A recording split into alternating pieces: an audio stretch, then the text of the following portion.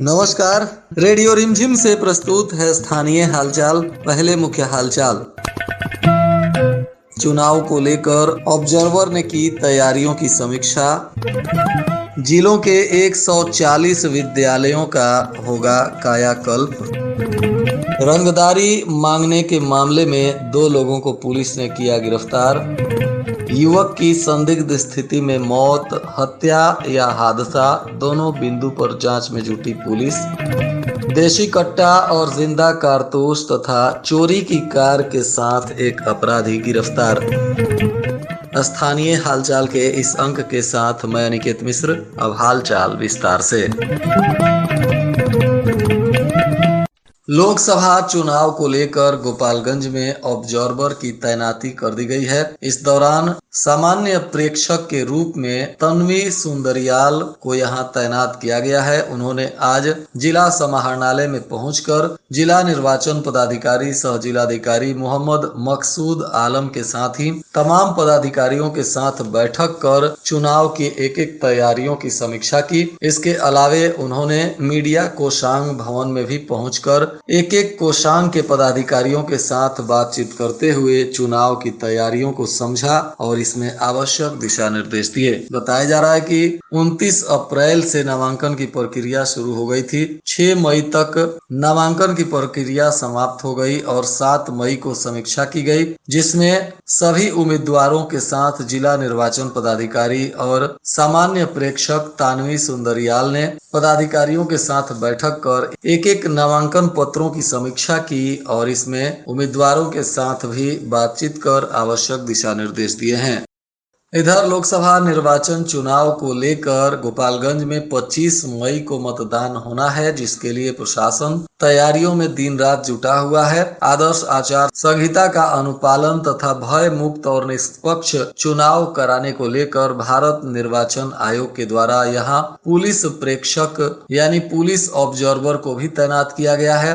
Police observer के रूप में मनोज कुमार सोनकर को नियुक्त कर दिया गया है। इनका मोबाइल नंबर भी जारी किया गया है। इनका मोबाइल नंबर 90-310 53-802 है और इनका लैंडलाइन नंबर भी प्रशासन ने जारी किया है। यह 06156 22 45 27 है। इन नंबरों पर लोकसभा चुनाव के दौरान किसी भी तरह का अगर आदर्श आचार संहिता का अनुपालन नहीं हो रहा हो या कोई भी डराने धमकाने अथवा किसी भी प्रकार का विधि व्यवस्था में व्यवधान पैदा करने का कोशिश कर रहा हो तो इस पर जानकारी दी जा सकती है। गोपालगंज जिले के सभी 14 प्रखंडों की कुल 140 विद्यालयों का चयन किया गया है, जिन्हें पीएम श्री योजना के तहत नवीनतम तकनीक, स्मार्ट कक्षा, खेल और आधुनिक इंफ्रास्ट्रक्चर पर यहां विशेष काम किया जाएगा। इन विद्यालयों के प्रधानों के द्वारा डाटा एंट्री में कराई जा रही है। डाटा अपलोड करने की अंतिम तिथि भी 15 मई निर्धारित है, लेकिन शुक्रवार को हुई वीडियो कॉन्फ्रेंसिंग के माध्यम से बताया गया कि मीटिंग में 7 मई तक हर हाल में डाटा को पोर्टल पर अपलोड करने का निर्देश दिया गया है। पीएम श्री योजना का मुख्य लक्ष्य जिले के पुराने विद्यालयों को सुधार करना है और शिक्षा नीति 2020 को सभी स्कूलों में लागू करना भी बताया गया है। थावे में एक आभूषण दुकानदार से रंगदारी मांगने वाले 2 अपराधियों को पुलिस ने त्वरित कार्रवाई करते हुए गिरफ्तार कर लिया। इनके पास से अवैध हथियार भी मिले हैं। थानाध्यक्ष धीरज कुमार ने बताया है कि गिरफ्तार अपराधी कटिया के वार्ड नंबर 8 का नागमणि चौबे उर्फ आर्यन चौबे तथा श्याम दास बगही का पवन मिश्रा है। इन लोगों के पास से मोबाइल मिली है। पूछताछ के बाद गिरफ्तार अपराधियों को न्यायिक हिरासत में भेजा गया है। बताया जा रहा है कि विदेशी टोला गांव का गोविंद कुमार गुप्ता हरी ज्वेलर्स आभूषण दुकान थामे में चलाता है। शनिवार की रात में इनके मोबाइल पर चंदा के रूप में पैसे की मांग कर दबाव बनाया गया। फोन कर कहा गया कि मुन्ना मिश्रा सेंट्रल जेल मुजफ्फरपुर से बोल रहा हूं, जिसको लेकर गोविंद कुमार गुप्ता ने थाने में अज्ञात के विरुद्ध प्राथमिकी दर्ज कराई। थानाध्यक्ष ने इस मामले में कार्रवाई करते हुए 2 लोगों को गिरफ्तार किया है, जिन पर अब आगे की कानूनी कार्रवाई की जा रही है। इन पर 5 लाख रुपए रंगदारी मांगने का मामला दर्ज किया गया गया है।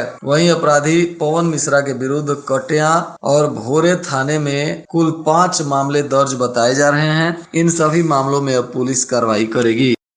श्रीपुर थाना क्षेत्र के साहू चक गांव के एक युवक की संदिग्ध स्थिति में मौत हो गई है। बताया जा रहा है कि मृतक के पैरों के नाखून भी निकाले गए हैं। मृत युवक की पहचान विजयमल यादव के 26 वर्षीय पुत्र राकेश कुमार यादव के रूप में की गई है। बताया जा रहा है कि यह पुणे में पावर प्लांट की कंपनी में काम करता था। वहीं परिजनों ने हत्या का आरोप लगाते हुए विरोध में हंगामा किया। बंसी पतराहा बाजार के पास मीरगंज और भोरे सड़क को जाम कर दिया। शव को रखकर विरोध प्रदर्शन कर आरोपियों की गिरफ्तारी की मांग कर रहे थे। 3 घंटों तक सड़क पर आवागमन बाधित रहा। मौके पर पहुंचे हथुआ एसडीपीओ आनंद मोहन गुप्ता श्रीपुर और फुलवरिया पुलिस के सहयोग से समझा बुझाकर मामले को शांत करवाए और शव को पोस्टमार्टम के लिए सदर अस्पताल भेज दिया। इस घटना में मृतक के परिजनों का आरोप है कि सोमवार की शाम को मृतक के 4 दोस्त दीनानाथ यादव, नागमणि महतो और 2 अज्ञात लोग उसके घर पहुंचे तथा उसे किसी के श्राद्ध कर्म में शामिल होने के लिए बुलाकर ले गए। कुछ घंटे बाद चाकू मारकर उसकी हत्या कर दी और शव को दरवाजे पर फेंक दिया तथा फरार हो गए। पुलिस को पोस्टमार्टम रिपोर्ट आने का इस मामले में इंतजार है। हालांकि अभी देर शाम पुलिस अधीक्षक स्वर्ण प्रभात ने इस मामले में जानकारी देते हुए बताया कि पुलिस के द्वारा घटना स्थल का बारीकी से अनुसंधान किया गया, जहां प्रथम दृष्टया मोटरसाइकिल से सड़क हादसे में मौत की आशंका दिख रही है, क्योंकि मोटरसाइकिल एक पेड़ से टकराकर कुछ दूरी पर गिरा है। वहां पेड़ भी काफी जर्जर हालत में मिला है, तो वहीं मोटरसाइकिल और पेड़ के टकराने के साक्ष्य पुलिस को मिले हैं। इसलिए पुलिस इस मामले में हत्या और सड़क हादसा दोनों ही बिंदुओं पर बारीकी से अनुसंधान कर रही है। इधर घटना के बाद से परिजनों में चीख पुकार मचा हुआ है। इधर माझागढ़ थाना की पुलिस ने वाहन जांच करते हुए भोजपुरवा मोड़ के पास एक देशी कट्टा, 4 जिंदा कारतूस और चोरी की एक कार के साथ अंतरराज्यीय अपराधी मोहम्मद आबिद को गिरफ्तार किया है। बताया जा रहा है कि यह आरोपी उत्तर प्रदेश के अमरोहा जिले का रहने वाला है। पुलिस इसको गिरफ्तार कर अब इस मामले में कानूनी कार्रवाई करने में जुट गई है। मोहम्मद आबिद के विरुद्ध अलग अलग थानों में लूट, डकैती, वाहन चोरी इत्यादि के 22 मामले दर्ज हैं। पुलिस अब इन सभी मामलों में इस आरोपी को गिरफ्तार करने के बाद कानूनी कार्रवाई करेगी। इस अपराधी को फिलहाल पूछताछ के बाद न्यायिक हिरासत में भेज दिया गया। इसकी कार और अवैध हथियार को पुलिस ने जब्त कर लिया है तथा इसकी पूरी कुंडली पुलिस के द्वारा खंगाली जा रही है।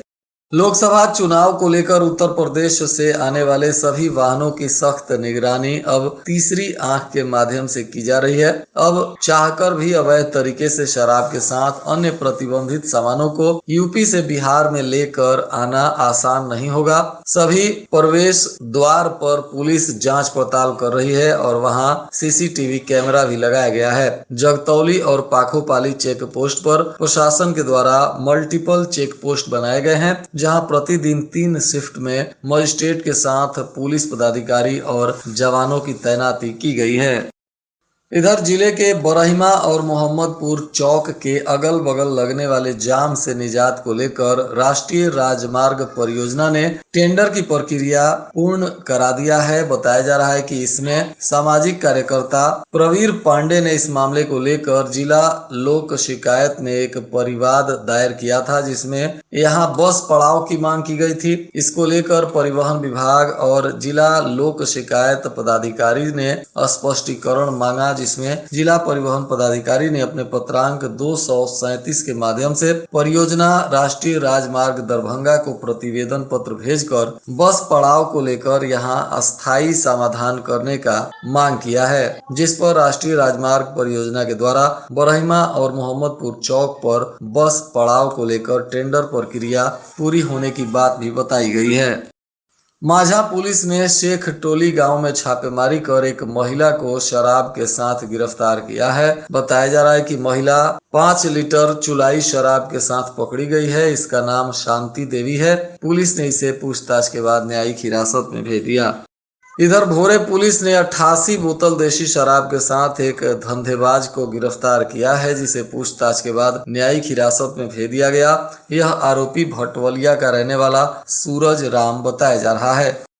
लोकसभा चुनाव को लेकर डाइट थामे में बनाए गए मतगणना केंद्र में पार्किंग स्थल का निरीक्षण डीटीओ उपेंद्र पाल, सदर एसडीओ डॉक्टर प्रदीप कुमार और एसडीपीओ प्रांजल ने किया। इस दौरान निरीक्षण कर उन्होंने स्थिति का जायजा लिया। वाहन लगाने, पोलिंग पार्टी चुनाव कर्मियों को अंदर प्रवेश कराने के साथ वाहन रखने वाले स्थल का भी निरीक्षण किया गया। सदर एसडीओ ने बताया कि लोकसभा चुनाव 25 मई को है। जिले के सभी बूथों से चुनाव कराकर लौटने वाले चुनाव कर्मियों को किसी भी तरह की समस्या ना हो, सड़क पर जाम ना लगे, वाहन खड़े करने में कोई परेशानी ना हो, इस हिसाब से यह जांच पड़ताल की गई है। लोकसभा चुनाव को शांतिपूर्वक संपन्न कराने के लिए पुलिस लगातार छापेमारियां कर रही है। हथियार, शराब, नकली नोट, कारतूस और पशु तस्करों को भी पकड़ा जा रहा है। विभिन्न मामलों में पुलिस को अब तक कई उपलब्धियां हासिल हो चुकी हैं। बताया जा रहा है कि माझा क्षेत्र में आचार संहिता लागू होने के बाद 1.5 महीनों के अंदर करीब 2500 लीटर शराब बरामद किया गया है और इस धंधे में संलिप्त 102 आरोपियों को गिरफ्तार कर न्यायिक हिरासत में भेजा गया है। वहीं अब तक 4 हथियार, 12 कारतूस और 1,02,000 के नकली नोट भी पुलिस ने पकड़े हैं। और आज के मौसम का तापमान गोपालगंज में न्यूनतम 26 डिग्री सेल्सियस और अधिकतम 36 डिग्री सेल्सियस रहने की संभावना है। छिटपुट बारिश की संभावना बनी हुई है। अंत में मुख्य हालचाल एक बार फिर। चुनाव को लेकर ऑब्जर्वर ने की तैयारियों की समीक्षा। जिलों के 140 विद्यालयों का होगा कायाकल्प। रंगदारी मांगने के मामले में 2 लोगों को पुलिस ने किया गिरफ्तार। युवक की संदिग्ध स्थिति में मौत, हत्या या हादसा, दोनों बिंदु पर जांच में जुटी पुलिस। देशी कट्टा और जिंदा कारतूस तथा चोरी की कार के साथ एक अपराधी गिरफ्तार। इसके साथ ही रेडियो रिमझिम से प्रसारित स्थानीय हालचाल का यह अंक समाप्त हुआ। नमस्कार।